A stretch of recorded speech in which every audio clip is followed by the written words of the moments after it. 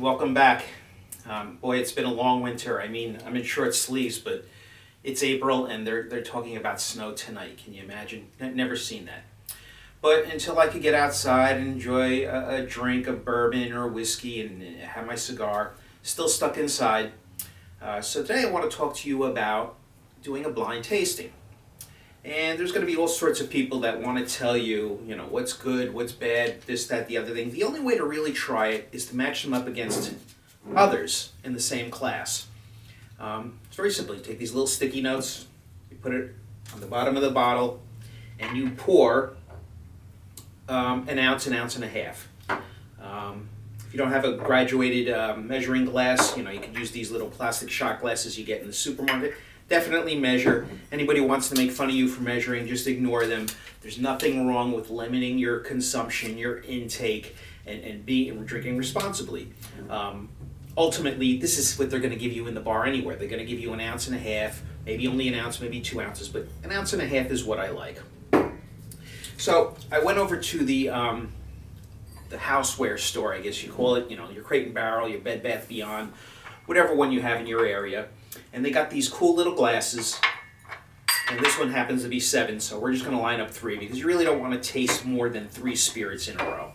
I like these because you could put your nose in there. If it's too big of a glass, you're not really going to get anything. It's going to coat the entire glass. You're not really going to get a good sip of it. And they're small, they're practical.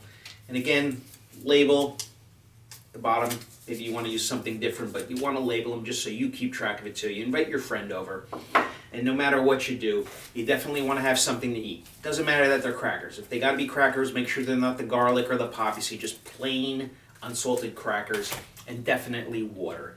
You want to clear your palate before taking a sip of each one. And you should never drink on an empty stomach. Now, sometimes when my friend comes over, we have pizza, but doesn't have any garlic in it, doesn't have pepperoni, doesn't have that spicy buffalo chicken, whatever. You want it to be as neutral as you can. And again, eat first because you don't want to just be using the whiskey or whatever you're tasting to wash it down. You really just want to taste it, but you don't want to drink on an empty stomach. So, when you set up your tasting, it's really very simple. Like I said, you pour 3 bottles. These are 3 I chose, but you always want one to be the control.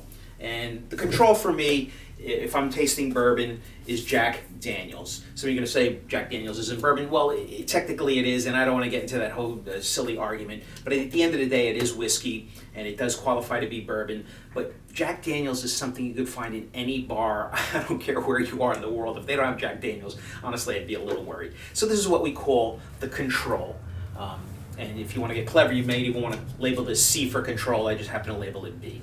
And the reason is that you want somebody to know who's maybe an entry level or even an advanced level. You want this to be what everybody is used to, what everybody knows very, very well. I think this was probably your first drink, and you can still have it because when you go to the bar, they're not going to have some of the fancier, more expensive stuff or the stuff you like, but you could always rely on Jack Daniels. So that's our control.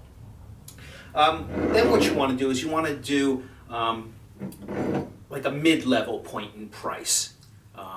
This one retails for about $30. You're going to see it for $90. Please don't pay that much for something like this. Again, it doesn't matter what it is. And then this one's going to be in the $50 range.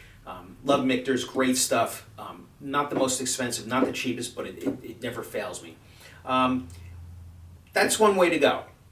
So an entry level, a mid-level, and a higher end. Now for some people, higher end is something over $100 a bottle, but I want to keep this simple. And at the same time, you may want them to all be the $30 price range. Maybe Jack Daniels, maybe Jim Beam, maybe Evan Williams, something like that. Just so you could see what $30 gets you and which $30 brand you like the best. Or you could use, like I said, the low end, the high end, the mid-level, whatever. So you just take it, have your crackers, have a sip of water, take a sip, smell. Nobody knows what this is because you labeled them on the bottom. You know what it is. Maybe your friend does it. You could even switch them around because once these labels are on here, just do a little switcheroo and then make little notes.